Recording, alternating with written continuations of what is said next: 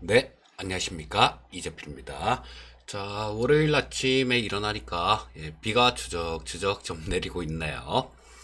자, 뭐 태풍이 지금 오늘 정도에 뭐 가장 좀 크게 온다라는 뭐 지금 와 있나 봐요. 자, 뭐 시청자님들 전부 다 뭐 태풍 피해 없으셨으면 좋겠습니다. 자, 미국 증시 같은 경우는 저 금요일 날 끝난 미국 시장요. 죽다가 살았죠. 예, 죽다가 살았습니다. 뭐 장중에 나스닥 기준으로 한 5% 정도 빠졌었어요. 그 전날 목요일 날 미국 시장, 그러니까 우리나라 시장으로 금요일 아침에 끝난 시장, 거기서 보면 뭐 한 5% 정도 빠지고요. 그다음 금요일 날 끝난 시장도 장중에 5% 정도 빠졌다가 그나마 좀 이렇게 반등이 나와서 마이너스 0.27% 정도로 하락하는 모습이었는데요. 자, 이게 조금 그랬었죠. 제가 좀 어색한 동거다 이런 얘기를 좀 많이 말씀드렸었는데요. 한 2주 전서부터 그런 얘기를 좀 말씀드렸었어요. 이게 빅스 지수하고, 빅스는 변동성 지수입니다. 빅스 지수하고 주가 지수하고 같이 이렇게 같은 방향으로 움직이는 경우가 거의 없어요. 거의 없는데 한 2주 전 정도부터는 지수도 좀 올라가고 빅스도 좀 올라가고 그런 모습이 나와서 자, 뭐 요게 언젠가는 디커플링이 될 거다라는 말씀을 드렸는데 다행히 지난 금요일, 그러니까 우리 시간으로 주말 아침에 끝난 미국 시장이요. 그쪽에서는 빅스 지수 같은 경우는 장중에 거의 20% 가까이 급등을 했었어요. 이때가 나스닥 기준 5% 정도 빠졌을 때 그때 경우였었고요. 자, 그리고 뭐 종가 무렵에는 마이너스 8% 정도로 마감이 됐습니다. 빅스 지수가 2%, 20%뭐 이렇게 올라온 거는 그쵸, 시장에 상당한 변동성 요인이 있었다라는 거, 이런 부분들을 의미하는 거죠. 뭐 다행히 마이너스 8% 정도로 마감이 됐기 때문에 뭐 그 힘으로 또 미국 시장, 나스닥 시장도 이렇게 조금 반등 시도를 한 그런 모습인 것 같아요. 자, 미국 시장 쪽에서는 그 기술주들, 시장을 끌고 올라갔던 기술주들 같은 경우는 조금 조정이 또 계속 있었습니다. 반면에 그동안 정말 못나는 짓 하던, 바보 짓을 하던 뭐 은행주 쪽, 요런 쪽이 조금 좀 선방을 해주는 그런 모습이었습니다. 자, 전체적으로 그 뉴스들 한번, 글로벌 증시 뉴스들을 한번 살펴보도록 하겠습니다. 먼저 CNBC 쪽에서 나온 얘기죠. 자, 이 트럼프는 올해 안에 백신이 나올 것이다. 그리고 빠르면 10월 안에도 이 백신이 나올 거다라는 그런 얘기를 하는데요. 자, 미국의 이 백신 쪽, 뭐 이런 쪽 전문가들 같은 경우는 생각이 조금 틀린가 봐요. 자, 11월 이전에 이 백신 보급 가능성은 굉장히 낮다라는 그런 얘기를 했습니다. 아무래도 트럼프는 이거하고 대선이 직결이 돼 있기 때문에 그래서 빨리 좀 나왔으면 하는 그런 마음이고, 뭐 관련 부처들도 상당히 좀 옥죄고 있는 듯한 그런 느낌입니다. 자, 그리고 마이클 펜스 부통령이 백악관하고 의회하고 그 부양책 없이, 그러니까 임시 예산은 그냥 통과하는데 합의를 봤다라는 그런 얘기를 했어요. 자, 지금 이 추가 부양책에 대해서 민주당하고 백악관하고 그 상당한 좀 차이가 있죠. 이 공화당이나 백악관 쪽에서는 1조 2천억 달러, 그리고 민주당 쪽에서는 2조 2천억 달러 정도를 이거를 고집을 하고 있습니다. 근데 이 간극을 쉽게 좁히지 못하는 것도 아마 그 대선하고 관련이 있기 때문일 거예요. 자, 이거를 안 싸웠으면 몰라요. 안 싸웠으면 그냥 뭐 이렇게 빨리 쉽게 합의를 봤으면 모르겠는데 지금 같은 경우는 굉장히 그 주장으로 굳어져 버린 상태죠. 이 백악관 같은 경우는 1조 2천억 달러, 민주당 같은 경우는 2조 2천억 달러. 만약에 이 민주당 쪽 2조 2천억 달러로 합의를 봐버리면 어떻게 되겠습니까? 이거는 민주당 쪽이 대선에서 유리하게 돌아간다라는 얘기예요.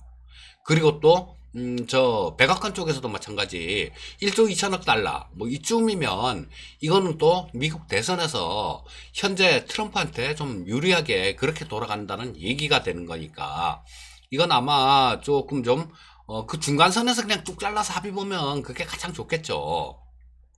그리고 나중에 좀 어려워지면 그런 부분들이 나오지 않을까 싶은데요. 뭐 주가가 목요일 날 5% 정도 빠지고 뭐 금요일 날 그렇게 된 거 그거 갖고는 좀 부족한가 봅니다. 전 모르긴 몰라도요.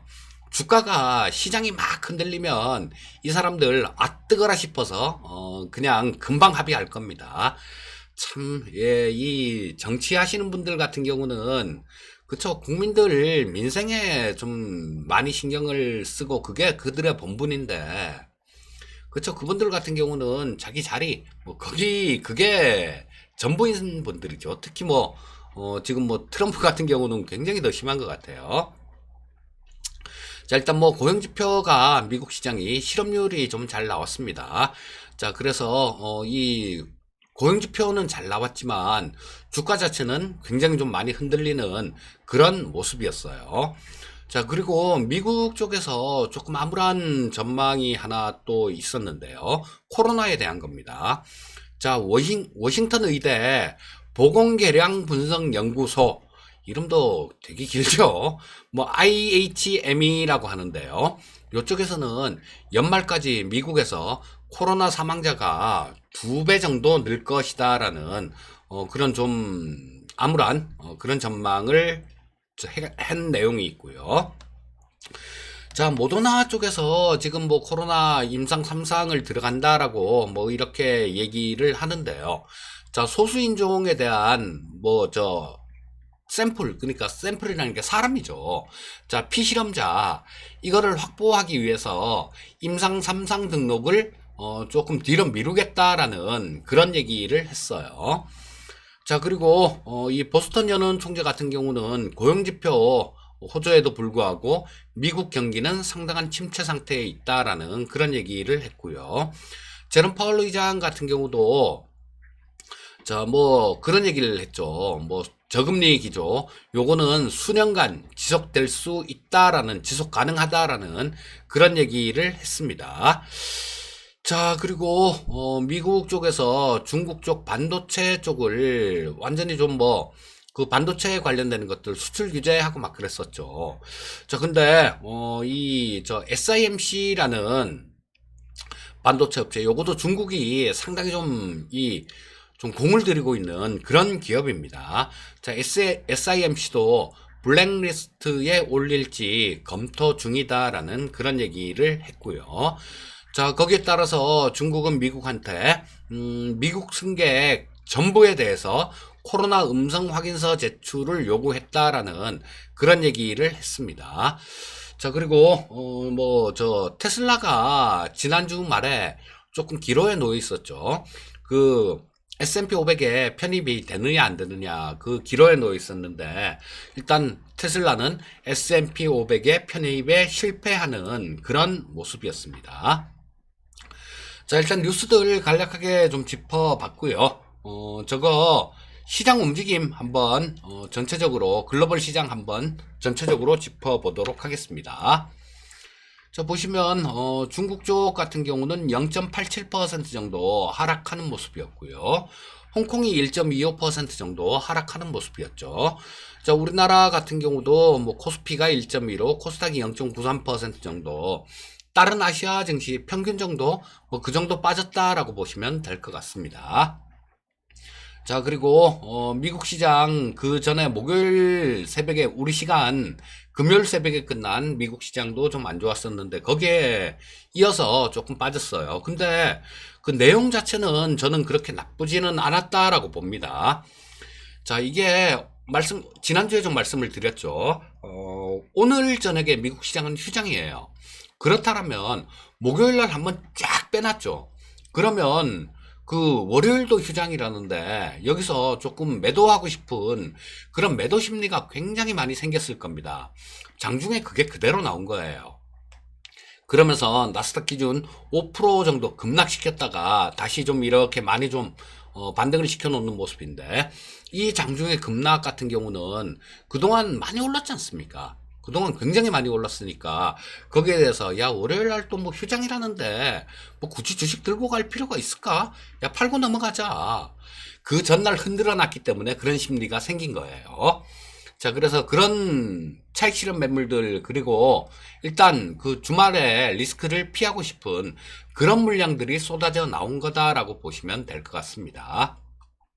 자, 그래서 다우가 0.56%, S&P 500이 0.81%, 나스닥이 1.27% 정도 하락 마감했고요.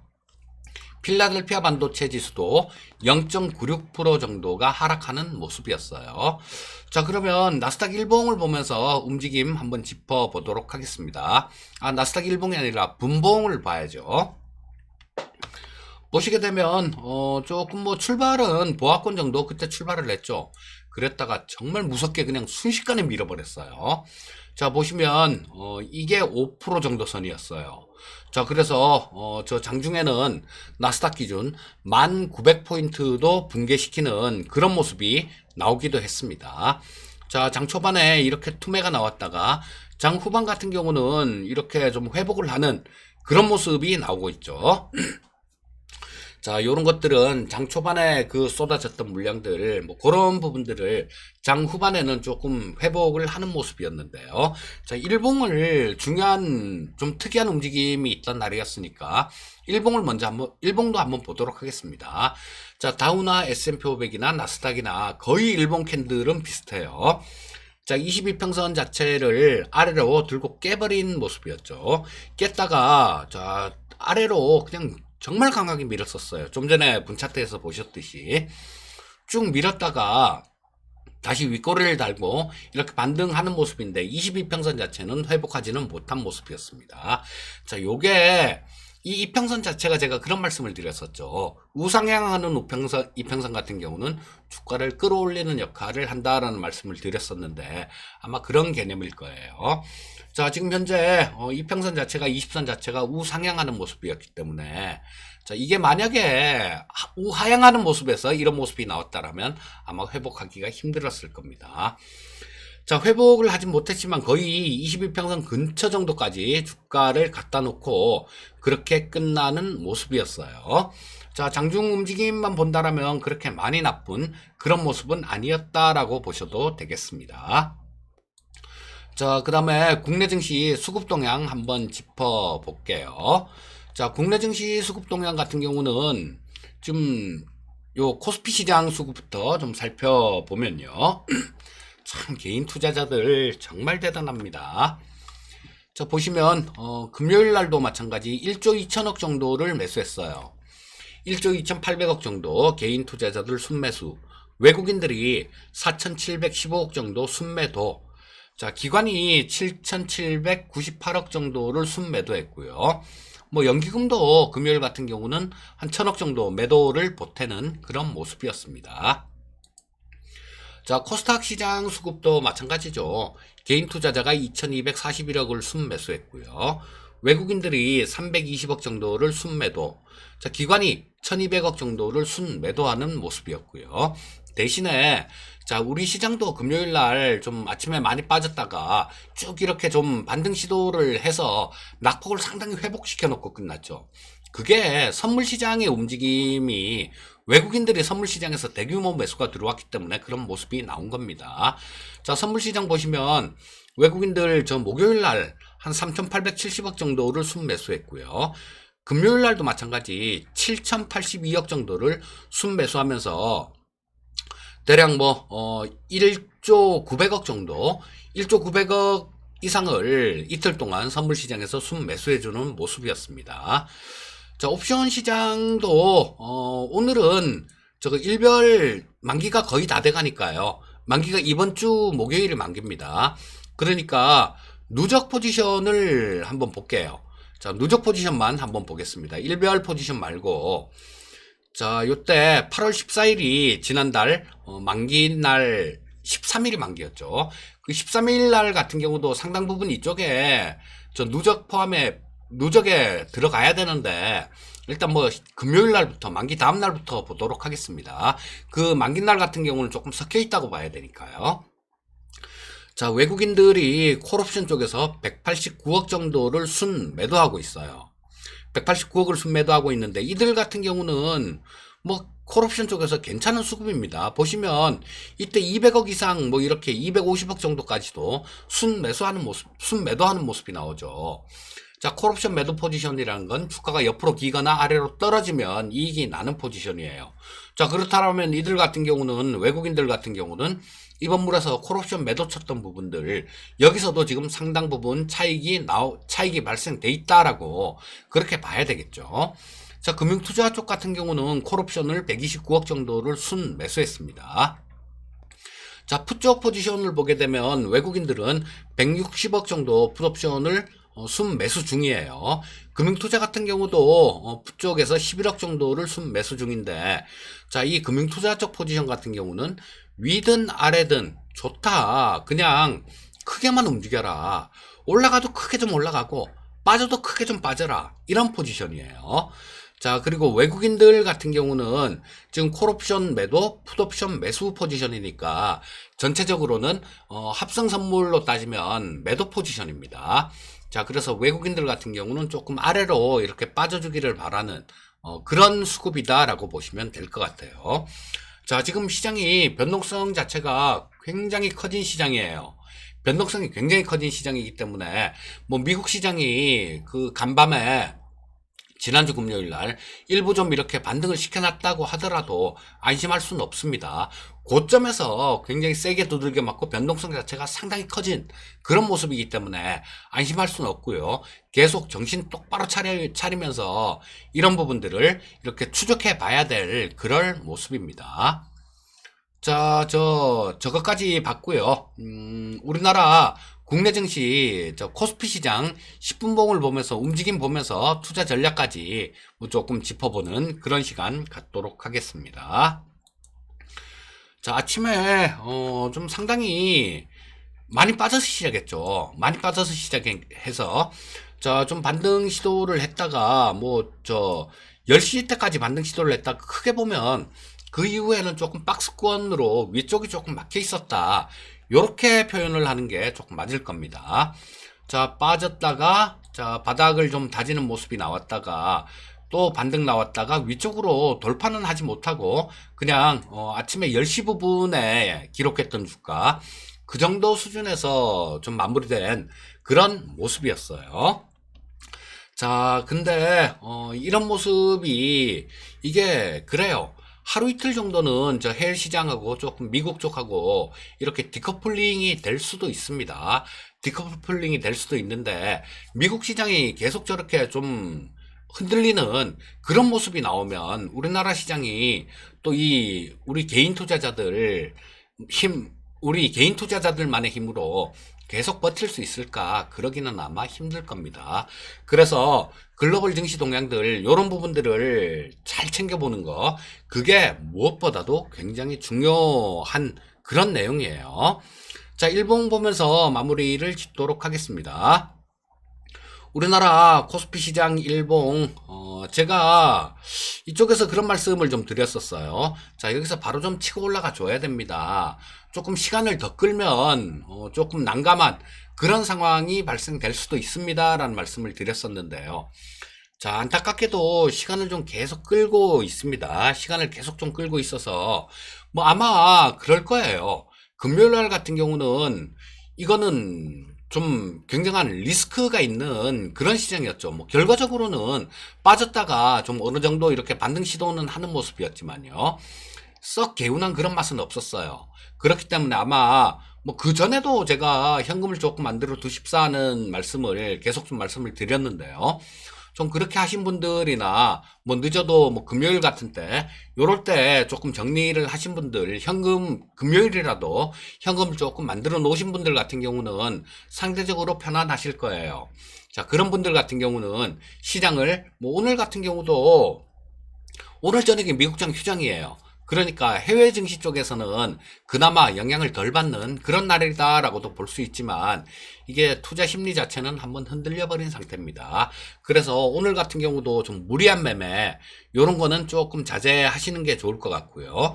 그 전에 현금을 만들어 놓으셨던 분들 같은 경우는 뭐 매매를 하시려면 그 지금 섹터별로 상당히 좀 좋은 섹터들이 있잖아요.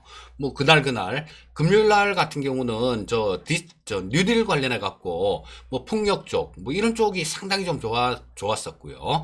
자, 요런 쪽에서 짧게만 매매를 하시는 게 가장 좋을 것 같아요. 하지만 또 좀 큰 틀에서 얘기하면요. 자, 지금 뭐 이거 흔들린다고 시장이 꺾이거나 무너지거나 그렇게 보지는 않습니다. 요런 부분들은 좀 이렇게 차분히 지켜봐가면서 조금 관찰을 해봐야 될 부분이지 점쟁이처럼 야, 장 끝났어, 뭐 이거는 아닌 것 같아요. 자, 지금 22평선을 조금 아래로 꺾인다고 하더라도 밑에선 62평선 자체가 받치고 있는 그런 형국이 되니까요. 당분간은 조금 좀 시장이 변동성이 조금 생길 수 있을 것 같아요. 그러니까 좀 많이 너무 공격적인 매매는 조금 자제하시고요. 계좌에는 항상 어느 정도의 현금은 보유하고 있는 게 좋을 것 같습니다. 자, 오늘도 성공 투자하시고요. 저는 또 내일 아침 시황방송에서 뵙도록 하겠습니다. 감사합니다.